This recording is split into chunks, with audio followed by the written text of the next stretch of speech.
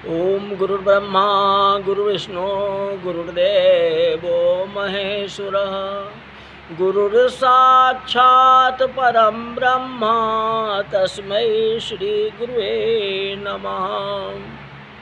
आज की कथा में मैना चिंतित हो जाती है, बाद में नारद जी के बात पर खुश हो जाती है। जब उन्होंने ज्ञान की बातें कही ना, तो लोगों ने मैना को समझाया तो मैना समझ में आ गई। तो मैना को समझ में आ गई तो देवता लोग शंकर भगवान जी को कहते हैं जो कुछ काल के लिए आप गले का सर्प तो उतार लो। गले के सर्प के कारण ही तो मैना डर गई थी, कम से कम इसको निकाल दो। फेरा में को कितना समय लगेगा, 2-4 घंटा लगेंगे, आप गले से सर्प को निकाल दो। शंकर भगवान कहते हैं कि आप लोग नहीं समझते, मैना को समझना चाहिए ना, हमारी सासू है ना, जो गले में काल को डाल सके वही तो शिव बन सकता है, और जो कलिया नाग के फन पर नाच सके वही तो कृष्ण बन सकता है। अशेष नाग पर जो सोए वही तो नारायण बन सकता है। देखो, आज विदेशी भूमि पर खास तौर से कई लोग पूछते हैं जो श्री कृष्ण दूसरे की बहन बेटी के साथ नाचते फिरते थे। कल की कथा में आई थी ना, जो हम नाचे तो क्या बुरा है। लोग यही कर, जब भगवान ही नाचे तो मैं नाचूंगा तो क्या बुरा है। श्री कृष्ण नाचने से पहले कलिया नाग के फन पर नाचे थे। हम और आप नाच सकते हो? आपका तो कृष्ण वहाँ नाचे तो कोई बात, मैं भी नाच लूँ। वो तो सांप के ऊपर नाच ली, आप नाच सकते हो? फिर गोपियों के साथ नाचे। अब कलिया नाग की सुविधा तो नहीं, पर दूसरों के साथ नाचने गाने से पहले खेत में सांप निकले तो उसको पूंछ को छू के नाचना चाहिए। नहीं कर रहे कहो, सब पूंछ तो पकड़ो। बाकी वासना को संतुष्ट करने के लिए श्री कृष्ण का नाम लेके नाचने की बात क्यों कहते हो? श्री कृष्ण के ऊपर आप धब्बा क्यों लगाते? कृष्ण तो कृष्ण ही थे ना, श्री कृष्ण है, उनके पास में काम की वासना है ही नहीं, इसलिए उनको नाम तो मदन मोहन है। जो मदन पर विजय प्राप्त कर ले वह मदन मोहन। साथ में रहते हुए भी जो है उनके मन में कोई वासनाएं जागृति नहीं होती। मनुष्य में ऐसा कदापि हो नहीं सकता। मनुष्य अगर किसी के सत्संग में जाएगा तो अपना काम कर ही देगा, उसका हाथ आगे पीछे हो ही जाएगा। ले भगवान में ऐसी बातें नहीं थी, उनकी भावनाएं जो है गलत नहीं थी। उनके आगे तो करोड़ों मील दूर जो है कामदेव भाग जाते थे। वे तो ब्रह्म है, उनके नाम लेके वासना को संतुष्ट करने को वृत्ति को क्या कहा जाए? आप उनके ऊपर धब्बा क्यों लगाते हो? भगवान शंकर कहते हैं काल गले में डाल करके आया हूं, और उन्हें यह समझना चाहिए कि अब तो सबको सद्भाव जागा। फिर भोजन समारंभ किया गया। आखिर शंकर भगवान ने सर्प को नहीं उतारा। जिस सर्प को मैंने पहन लिया, जिसको माथे पर चढ़ा लिया, उसको मैं कभी उतार नहीं सकता हूँ। चंदा को उन्होंने माथे पर चढ़ा लिया कि मैं चंदा को उतार नहीं सकता हूँ, चाहे कुछ भी हो। राम के विवाह और शिव के विवाह में फर्क है। शिव जी के विवाह में भोजन समारंभ पहले हुआ, पहले खाना पीना हुआ, बाद में शादी हुई। इसका कारण प्रादेशिक रूप से देवता विमान लेकर के आए थे।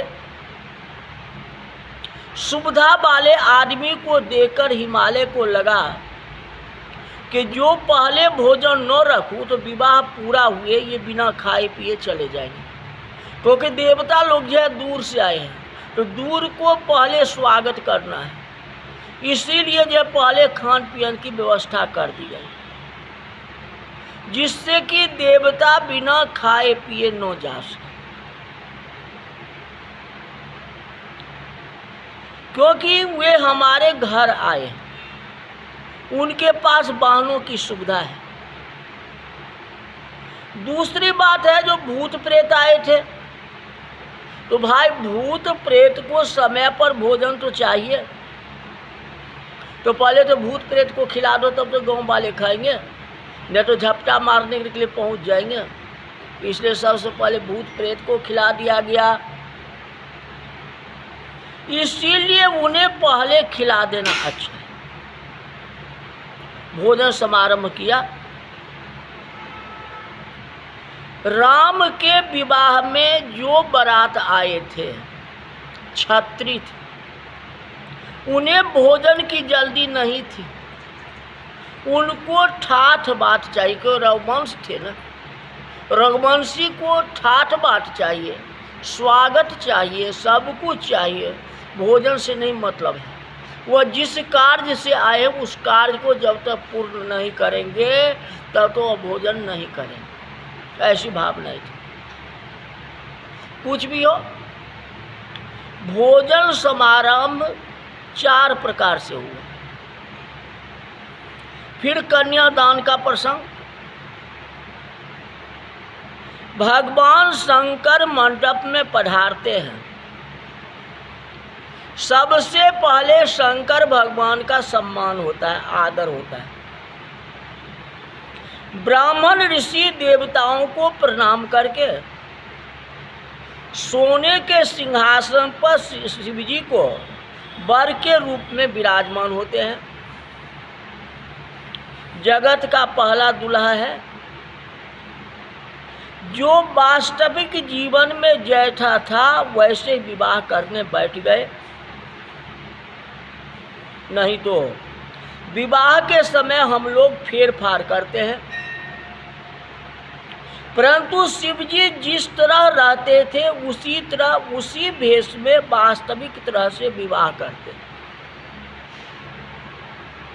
हम जब विवाह करने के लिए चलते हैं तो भाई सेहरा पहनो जी, ये पहनो जी, धोती कुर्ता, इधर उधर सेंट फेंट, आजा बाजा गहना, इधर उधर सब कुछ सजाओ, इतना जोर शोर हम बढ़ा। लेकिन शंकर भगवान जो है जिस रूप में थे उसी रूप में गए। गले में सर्प है, चंद्रमा माथे पर बैठे हुए हैं, भस्म लगाए हुए हैं, मृग चर्म पहने हुए हैं। ये तो नहीं जो पीला धोती या कुर्ता पहन के बैठ जाते, नहीं। भीड़ से मंडप भरा हुआ था। आचार्य मंत्र बोलने लगे। हिमाचल और मैना कन्यादान के लिए आकर के बैठ गए। शिव जी का पूजन आया, शिव का पूजन हुआ। पार्वती जी को बुलाया गया। छवि खानी मातु भवानी गबनी मध्य मंडप शिव जहाँ। कहते सुंदरता की खान, सुंदरता की मर्यादा, सुंदरता की सीमा, ऐसे पार्वती को नख सिख से श्रृंगार करके सखियां मंडप में उन्हें ले आई। छवि खान मातु भवानी गबनी मध्य मंडप, जहाँ जहाँ मध्य में मंडप बनाया गया था। बुजुर्ग को वंदन करके मर्यादा से पार्वती ने अपना स्थान ग्रहण किया। वेद मंत्र शुरू हुआ। हिमाचल और मैना अपने हाथ से दर्भ का तिनका अब पुत्री को हाथ लेके पार्वती का कन्यादान शिव जी को समर्पित करते हैं। शंकर जी ने हिमाचल पुत्री का पानी ग्रहण किया, फूलों की वर्षा हुई, जय जयकार हुआ, पार्वती के मांग में सिंदूर भरा, पार्वती सुहागिनी बनी। मुनि अनुशासन गणपतहि अपूजहु शंभु भवानी, को मुनि सन से करई जनी, सुर अनादि जिए जानी। महात्मा ने आज्ञा दी, शिव और पार्वती गणेश की पूजा करती। महात्माओं के आदेश से सिर्फ पार्वती ने गणपति की पूजा की है, रामायण में लिखा हुआ।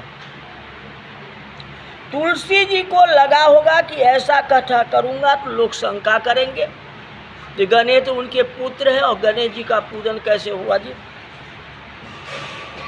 शिव और पार्वती का विवाह हुआ, माता पिता ब्याह करे तो गणपति की पूजा कैसे हो।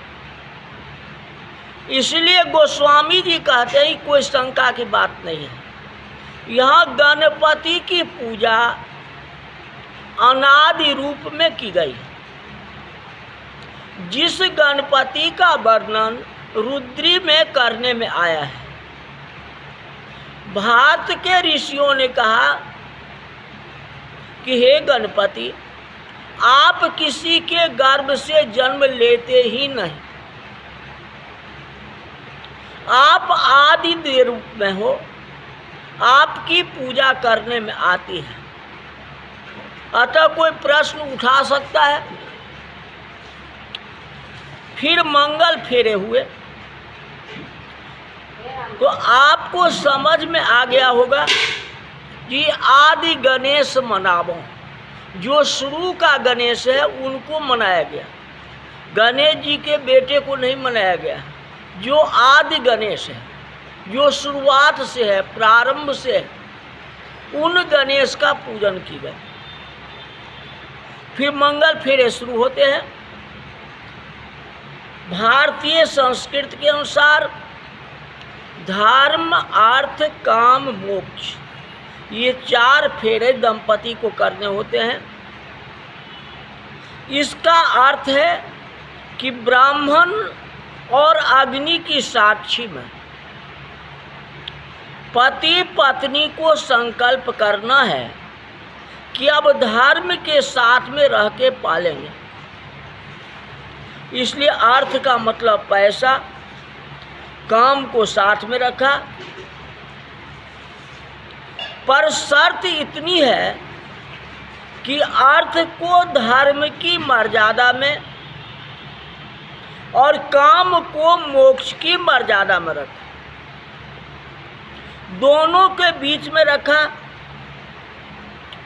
एक तरफ धर्म है और दूसरी तरफ जो है मोक्ष है। इन दोनों के बीच में अर्थ और काम है। व्यक्ति व्यवहार निभाने के लिए पैसा कमाए, इससे इनकार नहीं है। आदमी अपने वंश को बढ़ाने के लिए काम सुख भोगे, ऋषि कहते हैं, इसमें इनकार नहीं है। पर धर्म और मोक्ष के बाहर नहीं निकलना चाहिए। अर्थ, धर्म, काम और मोक्ष, तो अर्थ और मोक्ष को जो है साइड में रखा, दोनों तरफ। अब बीच में जो है धर्म और काम को रखे, ये मर्यादा हुई। पैसा कमाने की मना नहीं, पर धर्म नहीं चूकना चाहिए, धर्म को छोड़ना नहीं चाहिए। अगर धर्म को छोड़ दोगे तो मोक्ष की प्राप्ति कैसे होगी? अगर धर्म को छोड़ दोगे तो आपकी कामनाएं पूर्ण कैसे होगी? तो सबसे बड़ा तो धर्म है। इसी प्रकार 4 फेरे हुए, धर्म, अर्थ, काम मोक्ष। धूमधाम से विवाह संस्कार पूरा हुआ। सभी ऋषि मुनि और देवता नव दंपति को आशीर्वाद देते हैं।